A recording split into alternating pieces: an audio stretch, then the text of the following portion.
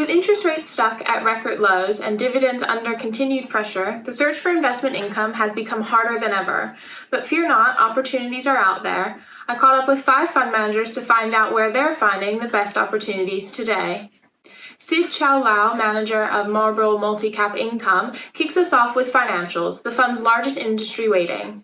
Certainly this next leg up in the equity markets, I think, will be potentially led by the financials, and that covers the banks. It also covers the asset managers because they have that degree of operational leverage. And, as I think we enter the ISA season, there will be those wealth managers that continue to do very well from the inflows. And so clearly as the AUM gets boosted, their fees go up. But we're seeing it across the board, really. It's not just in the large cap asset managers and wealth managers, but also in the smaller ones. And I think to a certain extent, you might argue there's more excitement with the small mid cap sort of wealth managers there because they've been overlooked for a long, long time now. And a number of them have been stock specific issues, but they're kind of coming good in it. And what about our nearest neighbor?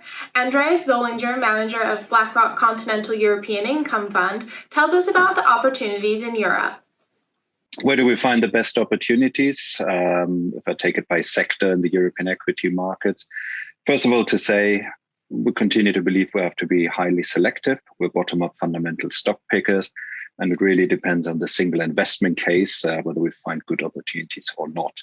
By sector, I would highlight the utilities and the insurance sector. Both of us have been overweight positions for us over the last few years. We continue to see some very good dynamics, very good dividend yields, very good dividend growth also on mostly valuations that continue to look quite attractive. Premier Miton, multi-asset monthly income, has the advantage of investing over a range of equities, bonds, and more specialist areas. While UK equities has proved a good source of income in the fund, another important area has been property. Now, we only invest in commercial property funds, not residential property. So types of property funds we're investing in are more niche specialist areas, and we're tending to avoid the more generalist funds that might have more exposure to the beleaguered retail sector that obviously has had a tough time. So, for example, we're investing in funds that own large supermarkets that have been a beneficiary from the pandemic. We're concentrating more on funds that have exposure to industrials as opposed to retail or offices. We also think that investing in high-quality care homes and other long-lease assets can be interesting. So property can provide a useful, diversified source of income. But it wouldn't be 2021 without a mention of healthcare. Healthcare has very much been under the microscope these past 12 months, but Stuart Rhodes, manager of M&G Global Dividend, tells us why it's still the place for income. There are a number of income opportunities that exist in the global market at the moment, but I think probably the area that deserves the most attention is actually the healthcare sector. This is a sector that's really had a fantastic dividend track record for decades now, and is a business model that generates lots of cash flow, so dividends are very, very appropriate.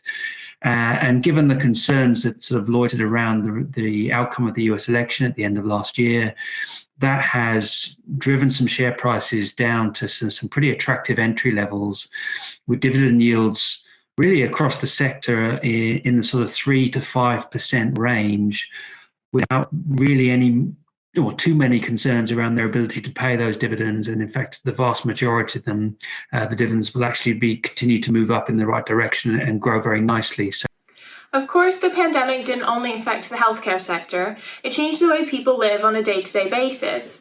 Who would have thought 11 months later I'd still be recording these updates from my home? But these are the very themes that Karen C., co-manager of Baillie Gifford Japanese Income Growth, is looking for.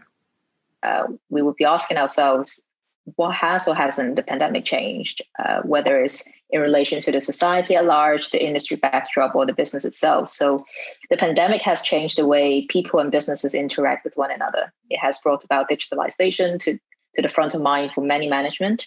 We expect investment and innovation in this area to increase, which creates opportunity for companies to go after. COVID has also caused tremendous disruption to some businesses. However, over the longer term, the fundamental attractions for some of these businesses actually haven't changed all that much. So there is opportunity in finding those that could recover and prosper better than the market might expect. In part 2, I speak to 4 managers about their outlook for dividends in the coming months and what investors can expect. For more information on any of the funds featured, please visit fundcaliber.com and don't forget to subscribe for weekly videos.